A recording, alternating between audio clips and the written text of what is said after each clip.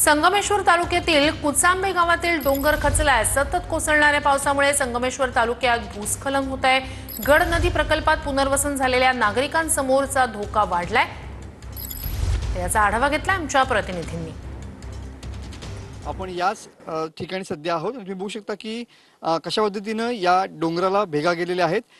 गड नदी प्रकल्पामध्ये ज्या लोकांचं पुनर्वसन झालं ते लोक या ठिकाणी येऊन बसलेले होते आणि त्यांच्याच घरावरती पुन्हा एकदा या ठिकाणी दरड कोसळण्याचा धोका या ठिकाणी निर्माण झालेला पाहायला मिळतोय। आपल्यासोबत इथले काही ग्रामस्थ आहेत, आपण त्यांना विचारून घेऊया आता काय झालं नेमकं, कशा पद्धतीने ही 2-3 दिवस पाऊस चालू होता आणि कालचा जो सकाळपासून जो जोरात पाऊस सुटला त्यामुळे त्या पावसाचे पाणी जे होतं ते इथे ह्या जे आता जे दिवाळ गेलेलं आहे त्या दिवाळामध्ये म्हणजे मुरल्याच्या नंतर एक साईड थोडीशी पहिली सकाळी गेली होती आणि नंतर जो जोरात पाऊस सुटला त्या जोरात पाऊस सुटल्यामुळे मग हळूहळू ते पाणी आतमध्ये गेल्यामुळे जी साईडून पूर्ण सुरुवातच झाली ते जोरात पूर्ण एकदम दोनच्या सुमारास ते सर्व पूर्ण खाली गेलं आहे।